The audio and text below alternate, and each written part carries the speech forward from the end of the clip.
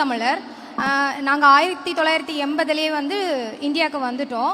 எங்கள் பாட்டி வந்தாங்க. நான் வந்து ராமேஸ்வரத்தில் தான் பிறந்தேன். அப்புறம் கொஞ்ச நாள் ஆனதுக்கப்புறம் கன்னியாகுமரி டிஸ்ட்ரிக்டில் வந்து எங்களை ஒரு கேம்பில் போட்டாங்க.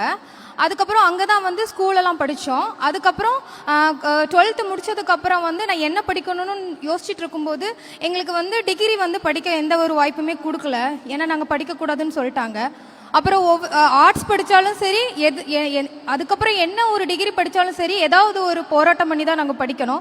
அப்போ தான் எனக்கு எங்கள் முகாமில் சொன்னாங்க, நீ வந்து லா படி அப்படின்னு சொல்லும்போது நான் லா படிக்கலான்னு ஒரு பிளான் பண்ணேன். பட் நான் ஒரு ஸ்ரீலங்கன், எனக்கு குடியுரிமை கிடையாது. அதனால எனக்கு வந்து லா கொடுக்கல. அப்போ தான் எனக்கு அகரம் கை கொடுத்துச்சு. அகரம் வந்து எனக்கு ப்ரைவேட் காலேஜில் வாங்கி கொடுக்காம எந்த காலேஜில் வந்து எனக்கு சீட்டு கொடுக்க மாட்டேன்னு சொன்னாங்களோ அதே வந்து